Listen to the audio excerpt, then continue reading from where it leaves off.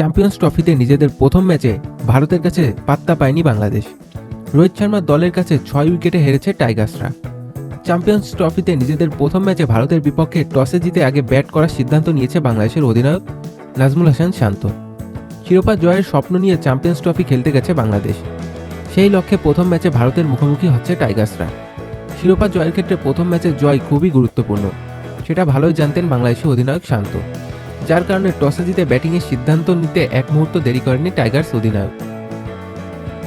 9 ওভারের মধ্যে 35 রানে 5 উইকেট হারিয়ে ফেলার পর ভারতের বিপক্ষে বাংলাদেশের প্রায় 50 ওভার ব্যাটিং করবে, এরপর বল হাতে লড়াই করবে 47 ওভার পর্যন্ত, সেটা হয়তো কেউ কল্পনাও ভাবেনি। মেহেদী হাসান মিরাজ পারেনি তেমন কিছু করতে। মাত্র 10 বলে 5 রান করে ফিরেছেন তিনি। শুরুটা ভালো করলেও বড় ইনিংস খেলতে পারেনি তানজিদ হাসান তামিম। 25 বলে 4টি বাউন্ডারি করে 25 রান করে ফিরেছেন টাইগার্স ওপেনার। মুশফিকুর রহিম ফিরেছেন গোল্ডেন ডাক মেরে। দুজনকে ফিরিয়ে হ্যাটট্রিকের সম্ভাবনা জাগিয়েছিলেন অক্ষর প্যাটেল, তবে স্লিপে অনিকের সহজ ক্যাচ মিস করেছেন রোহিত শর্মা। এরপর শর্ট মিড অফে হৃদয়ের ক্যাচ ছেড়েছেন হার্দিক পান্ডিয়া, তবে এরপর ভারতের বোলারদের খুব একটা সুযোগ দেননি হৃদয় ও জাকের।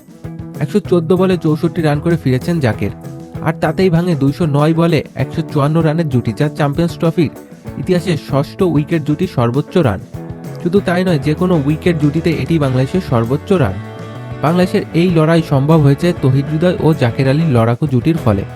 জাকের না পারলেও তৌহিদ হৃদয়ের ক্যারিয়ারে প্রথম সেঞ্চুরি, আর তাতেই ভর করে 228 রানের সংগ্রহ করে দাঁড়ায় বাংলাদেশ। মাঝারি এই লক্ষ্যে ভারতকে খুব একটা চ্যালেঞ্জে ফেলবে না সেটি আগেই জানা ছিল, তবে বাংলাদেশের বোলাররা ভারতকে অনায়াসে জয় পেতে দেননি।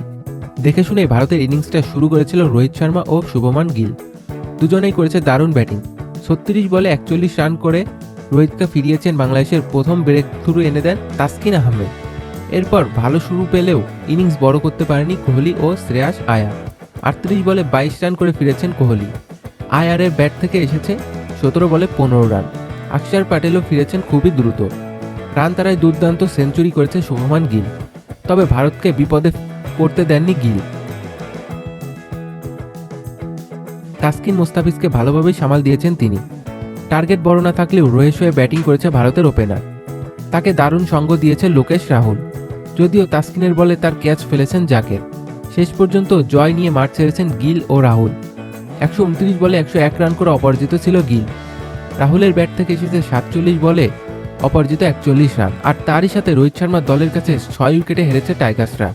টুর্নামেন্টের সেমিফাইনালে খেলতে হলে বাকি 2 ম্যাচ বাংলাদেশের জয়ের কোনো বিকল্প নেই।